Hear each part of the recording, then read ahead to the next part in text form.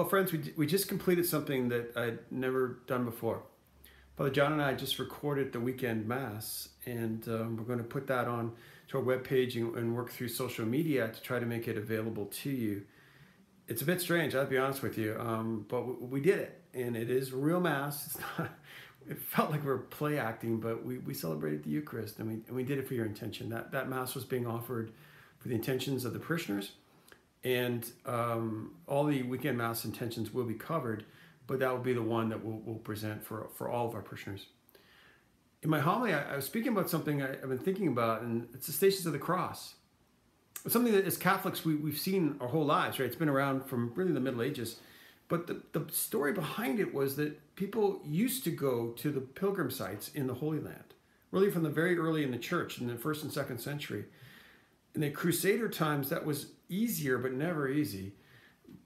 But after the Crusades kind of ended and we lost control, and that's a whole other story, you couldn't go there.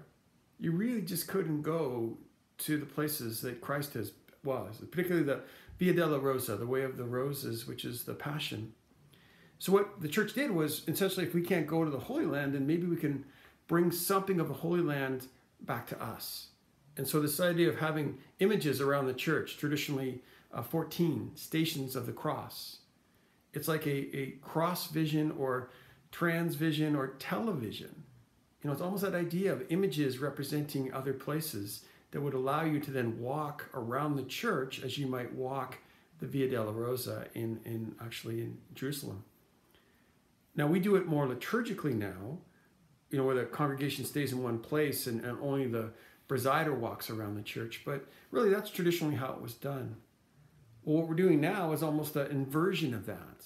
We did celebrate Mass for you, as we do every Sunday. That Mass is now available to you, and through spiritual communion, you can receive graces and blessings. Is that enough? Well, it's all we can do right now, and it's a first good step. Second step might be something that people have been asking about, like confession. So this Wednesday, where we're supposed to have the Feast of the Annunciation, I was really kind of looking forward to that. I thought of maybe doing something I would have thought even dreamed of a couple weeks ago, and maybe you've been hearing about this, drive-by confession. Well, we're serious. I'm going to put myself in a chair out by where Joshua normally parks, you know, just in front of the rectory there. There's that little niche in the front drive, and people can drive in. And I'll sit in a chair from 7 to 9 on Wednesday. This is the 25th, and we'll do confession. Now, what if there's more than one person in the car? Look, you got to sort that out, okay? I'll be there, and I'll go driver's side. I can't do both sides yet. Driver's side confession, and we'll do that. And once you complete your confession and you just drive forward a little bit, remember the Blessed Sacrament is kept in our chapel, just maybe 100 feet forward, and you can see the window will be there with the light on. And do your penance, and maybe just to reflect a little bit on where we're at in the world. Is it the best thing? I have no idea. Had you even told me about this 2 weeks ago, I would have laughed. I'm going to try it. I will be there. And if you want to go to confession, come on by. If it works well, maybe we'll keep it up and we'll do it every Wednesday night. I'm not promising that now, but I'll do it this Wednesday and let's see how it works. So 7 to 9, I'll be there. Where are you going to be? That's your question. So watch the Mass online, make a spiritual communion, and the details for that are on our webpage as well.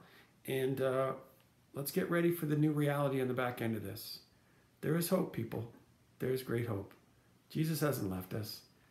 We just have to do it in a little bit different way.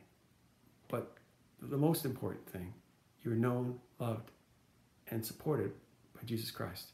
He loves you. This is going to work. It's just not quite the way any of us expect it. Amen? Amen.